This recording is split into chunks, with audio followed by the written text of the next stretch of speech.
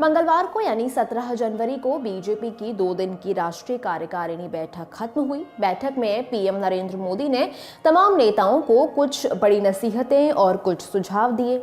गलत बयानबाजी न करने की सलाह दी। खबर है कि हाल ही में पठान फिल्म को लेकर हुए विवाद पर भी पीएम ने कुछ जरूरी बातें कही। उन्होंने नेताओं से कहा कि आने वाले चुनावों के लिए मेहनत में कोई कमी नहीं रहनी चाहिए। मीटिंग में सभी राज्यों और केंद्रीय कमेटी के पदाधिकारी बैठे थे। आपको 10 पॉइंट्स में बता देते हैं कि मीटिंग में क्या क्या बात हो रही थी।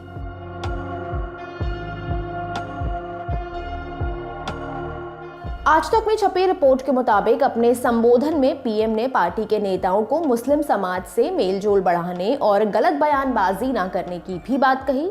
उन्होंने कहा कि बोहरा, पसमंदा और पढ़े लिखे मुस्लिमों तक भी हमें सरकार की नीतियों को लेकर जाना होगा। हमें समाज के सभी अंगों से जुड़ना है और उसे अपने साथ जोड़ना है।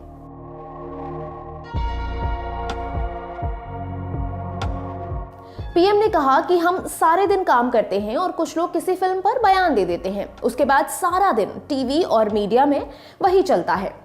बेवजह के बयानों से आपको बचना चाहिए।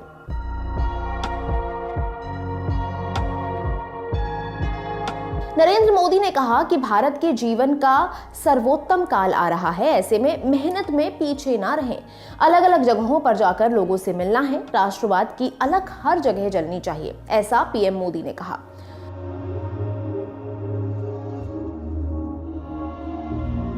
नरेंद्र मोदी ने यह भी कहा कि बीजेपी अब केवल राजनीतिक आंदोलन नहीं है, इसे सामाजिक आंदोलन में बदलना है। उन्होंने नेताओं से पूरी ताकत के साथ चुनाव में जुट जाने को कहा। मेहनत में कोई कमी नहीं आनी चाहिए, ऐसी भी नसीहत नरेंद्र मोदी ने पार्टी के नेताओं को दी।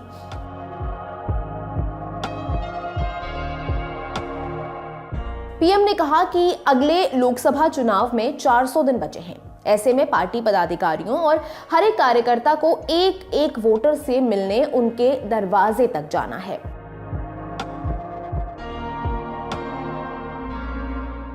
पीएम ने बताया कि 18 से 25 साल से कम उम्र के लोगों ने भारत का राजनीतिक इतिहास नहीं देखा है। उन्हें पिछली सरकारों में हुए भ्रष्टाचार और गलत कामों के बारे में पता ही नहीं है, इसलिए उन्हें जागरूक करने और उन्हें बीजेपी के सुशासन के बारे में बताने की जरूरत है।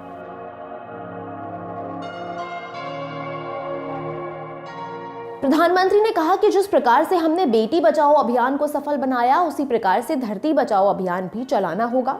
फर्टिलाइजर के ज्यादा इस्तेमाल की वजह से जलवायु परिवर्तन और धरती माता पर पड़ने वाले परिणामों को कम करने की आवश्यकता है।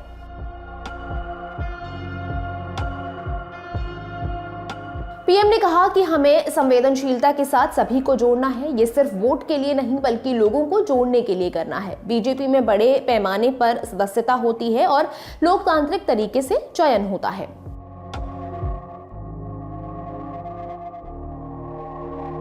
पीएम ने राजस्थान और छत्तीसगढ़ के कार्यकर्ताओं से कहा कि वो अति आत्मविश्वास के चलते चुनाव हार गए थे।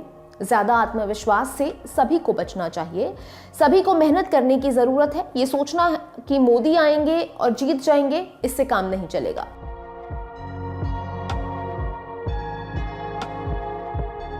पीएम ने अति आत्मविश्वास की किसी भी भावना के खिलाफ पार्टी को आगाह किया और दिग्विजय सिंह के नेतृत्व वाली तत्कालीन कांग्रेस सरकार की अलोकप्रियता के बावजूद 1998 में मध्य प्रदेश में बीजेपी की हार का उदाहरण दिया।